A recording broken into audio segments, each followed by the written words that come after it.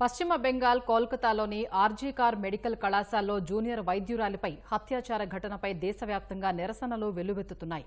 ఆ కళాశాల ప్రిన్సిపల్ సందీప్ ఘోష్ రాజీనామా చేశారు.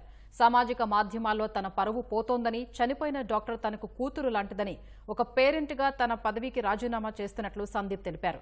భవిష్యత్తులో ఇలాంటి ఘటనలు జరగకుండా చూడాలని, నిందితులకు కఠిన శిక్ష పడాలని సందీప్ వెల్లడించారు. అటు వైద్యురాలపై హత్యాచార ఘటనకు వ్యతిరేకంగా దేశవ్యాప్తంగా డాక్టర్లు, వైద్య విద్యార్థులు పెద్ద ఎత్తున నిరసనలు చేశారు. బాధితురాలికి న్యాయం చేయాలని కోరుతూ పశ్చిమ బెంగాల్, ఢిల్లీ, ఉత్తరప్రదేశ్, చండీగఢ్లో ఆందోళనలు చేశారు. ఈ కేసును సీబీఐకి అప్పగించాలని డాక్టర్లు డిమాండ్ చేశారు. ఫాస్ట్ ట్రాక్ కోర్టును ఏర్పాటు చేయాలని, అన్ని ఆసుపత్రుల్లో కేంద్ర రక్షణ చట్టం అమలుకు కమిటీని ఏర్పాటు చేయాలని వైద్యులు డిమాండ్ చేశారు.